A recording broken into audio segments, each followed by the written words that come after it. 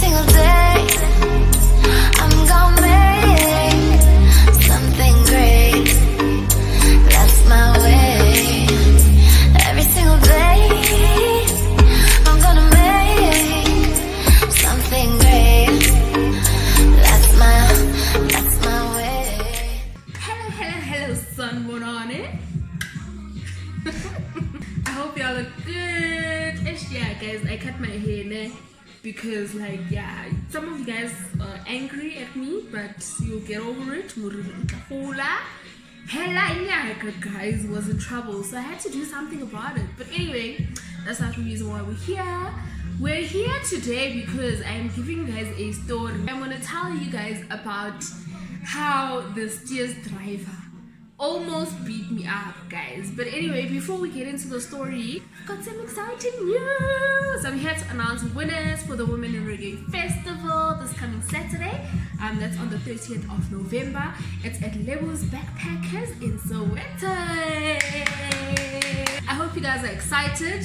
Thank you to everybody who entered the competition. And yeah, so the first giveaway was that you guys have to buy a meal voucher, and then from those people who bought a meal voucher, 5 people stand the chance to win a free ticket. Here are your winners. And the second giveaway, you guys had to cook something from the tutorial that I did last week. You guys had to pick something to make, or rather I think I gave you an option. I think I said either the squash or the chicken, the fried chicken. So yeah, you guys had to make that, and then whoever sent me the picture of the best looking one was going to win a ticket. One for the butternut or gem squash, and then one for the fried chicken. So yeah, here are the winners. Wow, guys, thank you so much. I really appreciate you guys entering. And yeah, congratulations to all the winners. I can't wait to see you guys on Saturday. It's gonna be exciting. It's gonna be a roll. Look out next week for the turnout of how this event went. I'm gonna videoize it, and then I'm gonna show you guys behind the scenes. I did promise you guys that I'm gonna show you behind the scenes of how to conduct business, etc. So that's coming up next week. But for now, story time. So I went to Woodbank, guys. I was visiting my good friends, and one day I decided to order food, right? It was the 13th of November, if I'm not mistaken. I think so. I'll check the slip and tell you guys, or like I'll put up a picture of everything, but you guys will see. It was 13th of November. I placed an order online, right, with steers, because I was hungry and I was fouling steers, you know? So I placed an order. This was at 12:38. Hi, welcome to my message. They've received my order. My order's gonna come through shortly. I'm excited now because I'm hungry, guys. Hi, okay. 1:15. This is now 45 minutes later. I'm like, okay, this food should be here, right? I'm like, okay, fine.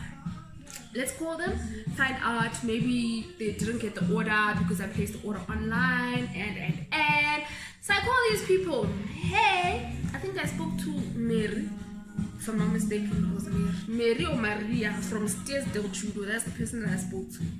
Spoke to this lady. I was like, hey, I'm calling to check if my order is coming. Like, I placed an order like 45 minutes ago, so I'm just checking, you know, to see what's going on.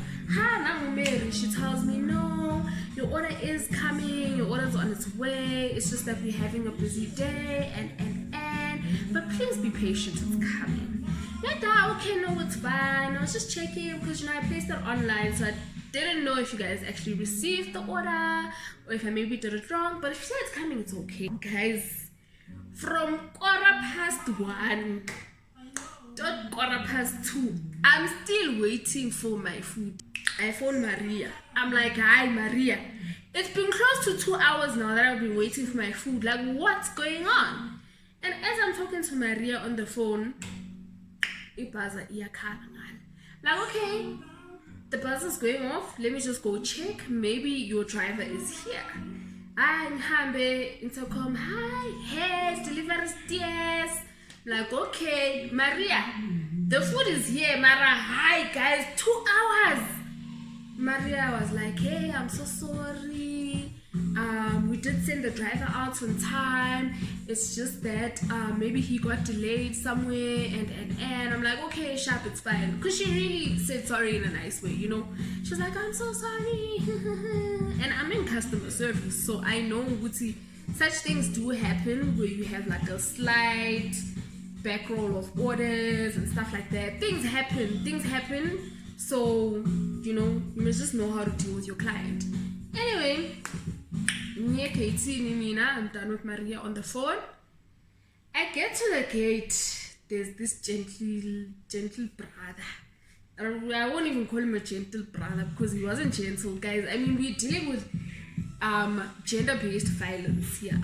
You understand? There've been campaigns to say no to women abuse. Hey, what? And then here's this guy who's gonna come and attempt to hit me, guys. Okay, so let me tell you how this happened. I get to the gate, right? And fine, open the gates and everything, go out, greet this guy. He gives me my food. I give him money. This guy says to me, so I don't have change. I'm like, no, Puti. You can't tell me you don't have change. Firstly, my order is 2 hours late, and now you also arrive here with no change. He's like, no, it's not my fault. Puti, your order arrived late. You can call the store. Imagine, you can call the store and then ask them why your order is late. I'm like, but I was speaking to your colleague just now, Maria, on the phone, and Maria told me that they sent out the order on time and you are the one who delayed. No, they're lying. Call them now in front of me and let them say that in front of me. First mistake. In hospitality, you never disclose back of house details to the client. Whether Maria delayed or you delayed, you must just, you know, pick up the weight for your fellow colleague or whatever. And then you deal with back of house issues where? In back of house. You don't deal with the client. I'm like, okay, you know what? It's fine. But what do we do about my change now? He says, Sissy, I don't have change. If you don't want the food, you can give me back the food and take your money. I'm like, no, I want the food, but I also want my change, you understand? How do you deliver without change? I placed my order online. On the online order sheet, it said cash payment. So you, as a driver, you must look at the slip and weigh your options. There's a possibility this person can pay with a 200 rand, with 100 rand, or 50 rand, depending on how much the order is, right? So you must know, as a driver, I must go with that change. Now prosto. He starts fighting me for asking for my change, guys. Hey, yeah, if you don't want, give me back the food and take your money. I'm like, hey, give me the food. I'm like, okay, it's fine, because the change was like literally like 8 rand. But I was so angry because, like, firstly, you 2 hours late, and then you arrive here, you're saying you don't have change. What if I didn't want to tip you again? Because, like, it's terrible service. I'm not gonna give a tip for terrible service. So I turn around to walk back into the yard, and I even closed the gates and everything. As I'm walking, I'm like, yeah, but you guys are incompetent if this is how you guys conduct business. Hey, no. He starts screaming, fuck you, bitch. He called me a bitch, guys. Fuck you, bitch. Hey, what? And then me, because it's Nigerian, I'm like, you too, you kwara. I'm sorry, guys, but then, like, he was swearing at me. Like, he was really swearing at me because I asked for change. For my change, no hand. So anyway, when he called me a bitch, I turned around, I opened the gates, and then I pulled out my phone. I'm like, dude, say that again. I'm gonna record you saying this.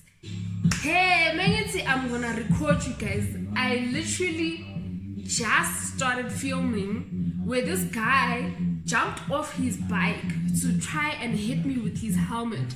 Asked you why you don't have change.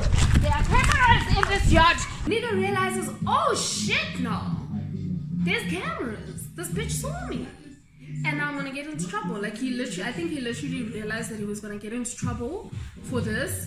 Then he starts screaming, yeah, you insulted me. You insulted me. Me too, I'm gonna tell my boss. Cameras in this yard. Yes, there are cameras in this yard. There are cameras in this yard. You are going to be fired. Yeah, I'll call my Get out of this premises. This is private property. Yeah, I asked you why you don't have change. I asked you why you don't. You are insulting me. This is still part of our property. You are insulting me. I'm calling my boss. Sorry. it doesn't matter what I did to you.